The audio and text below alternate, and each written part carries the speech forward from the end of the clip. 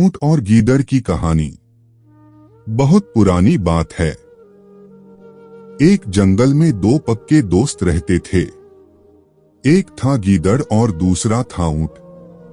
गीदड़ काफी चालाक था और ऊंट सीधा सा। ये दोनों दोस्त घंटों नदी के पास बैठकर अपना सुख दुख बांटते थे। दिन गुजरते गए और उनकी दोस्ती गहरी होती गई। एक दिन किसी ने गीदड़ को बताया कि पास के खेत में पके हुए तरबूज हैं। यह सुनते ही गीदड़ का मन ललचा गया, लेकिन वो खेत नदी पार था। अब नदी को पार करके खेत तक पहुंचना उसके लिए मुश्किल था। इसलिए वो नदी पार करने की तरकीब सोचने लगा। सोचते सोचते वो ऊंट के पास चला गया। ऊंट ने दिन के समय गीदड़ को देखकर पूछा, मित्र तुम यहाँ कैसे? हम तो शाम को नदी किनारे मिलने वाले थे। तब गीदड़ ने बड़ी ही चालाकी से कहा, देखो मित्र, पास के ही खेत में पके तरबूज हैं। मैंने सुना है तरबूज बहुत मीठे हैं। तुम उन्हें खाकर खुश हो जाओगे, इसलिए तुम्हें बताने चला आया। ऊंट को तरबूज काफी पसंद था। वो बोला, वाह, मैं अभी उस गांव में जाता हूं। मैंने बहुत समय से तरबूज नहीं खाए हैं। ऊंट जल्दी जल्दी नदी पार करके खेत जाने की तैयारी करने लगा। तभी गीदड़ ने कहा, दोस्त, तरबूज मुझे भी अच्छे लगते हैं, लेकिन मुझे तैरना नहीं आता है। तुम तरबूज खा लोगे तो मुझे लगेगा कि मैंने भी खा लिए। तभी ऊंट बोला, तुम चिंता मत करो, मैं तुम्हें अपनी पीठ पर बैठाकर नदी पार करवाऊंगा। फिर साथ में मिलकर तरबूज खाएंगे। ऊंट ने जैसा कहा था वैसा ही किया। खेत में पहुंचकर गीदड़ ने मन भरकर तरबूज खाए और खुश हो गया। खुशी के मारे वो जोर जोर से आवाजें निकालने लगा।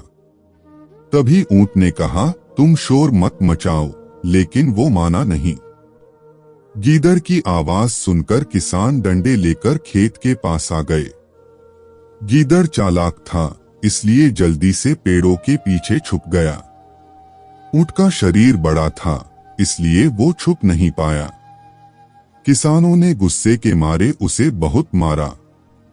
किसी तरह अपनी जान बचाते हुए ऊंट खेत के बाहर निकला। तभी पेड़ के पीछे छुपा गीदड़ बाहर आ गया।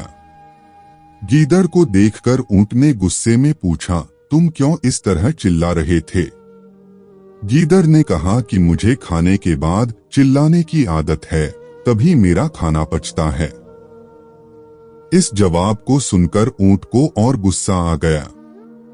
फिर भी वो चुपचाप नदी की ओर बढ़ने लगा। नदी के पास पहुंचकर उसने अपनी पीठ पर गीदड़ को बैठा लिया। इधर ऊंट को मार पड़ने से मन ही मन गीदड़ खुश हो रहा था। उधर नदी के बीच में पहुंचकर ऊंट ने नदी में डुबकी लगानी शुरू कर दी। गीदड़ डर गया और बोलने लगा, यह क्या कर रहे हो? गुस्से में ऊंट ने कहा, मुझे कुछ खाने के बाद उसे हजम करने के लिए नदी में डुबकी मारनी पड़ती है। गीदड़ को समझ आ गया कि ऊंट उसके किए का बदला ले रहा है। बहुत मुश्किल से गीदड़ पानी से अपनी जान बचाकर नदी किनारे पहुंचा। उस दिन के बाद से गीदड़ ने कभी भी ऊंट को परेशान करने की हिम्मत नहीं की। कहानी से सीख। ऊंट और गीदड़ की कहानी से यह सीख मिलती है कि चालाकी नहीं करनी चाहिए। अपनी करनी खुद पर भारी पड़ जाती है। जो जैसा करता है उसे वैसा ही भरना होता है।